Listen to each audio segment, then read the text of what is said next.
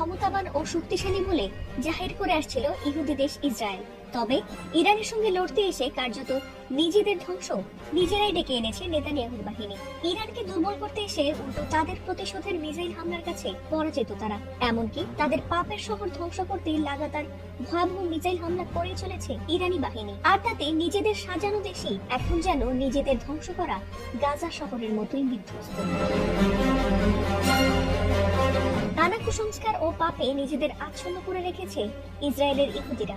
এমনকি তাদের মসিহ দাজ্জালকে স্বাগত জানাতে আল আকসা মসজিদকে ভেঙে থার্ড টেম্পল বানানোর জন্য অপেক্ষায় রয়েছে তারা। তবে নিজেদের করা ভুলের কারণে প্রতিদিনই যখন ধেয়ে আসা ইরানি মিসাইল সামলাতে ব্যস্ত নেতানিয়াহুর দেশ, ঠিক তখনই এবার সেখানে দেখা গেছে এমন এক অদ্ভুত ও ভয়াবহ দৃশ্য যা বোধহয় কল্পনা করেনি কেউই।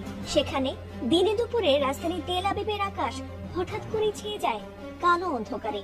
না কোনো মেঘ বা ধোঁয়া নয়, আকাশ ছেয়ে যায় হাজার হাজার কালো কাকের ডানায়। আর তাতে ভয় কাঁপছে ইসরায়েলিরা।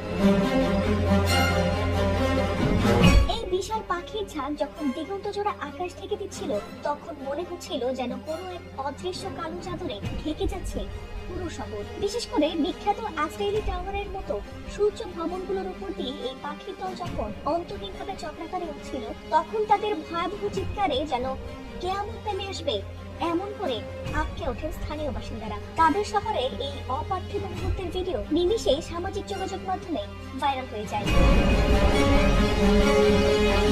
ইসরায়েল ও ইরানের মধ্যে যখন যুদ্ধ পরিস্থিতি চরমে, ঠিক সেই মুহূর্তে এমন অস্বাভাবিক দৃশ্যকে অনেকেই অশুভ লক্ষণ বা বড় ধরনের বিপদ সংকেত হিসেবেই দেখছেন। শুধু সাধারণ মানুষই নয়, ধর্মীয় তাত্ত্বিকরা এই ঘটনার ব্যাখ্যা করছেন প্রাচীন ধর্মগ্রন্থে। তাদের ধর্মগ্রন্থগুলোতে বর্ণনা করা হয়েছে যে কোনো এক মহাপ্লাবন বা বিশাল যুদ্ধের আগে এভাবে আকাশে পাখিরা কোনো এক বিশেষ স্থানে জড়ো হবে। আর এই কারণে চলমান যুদ্ধে নিজেদের দেশ ইরানের কাছে হেরে যেতে পারে এমন আশঙ্কা করছেন বহু ইহুদি।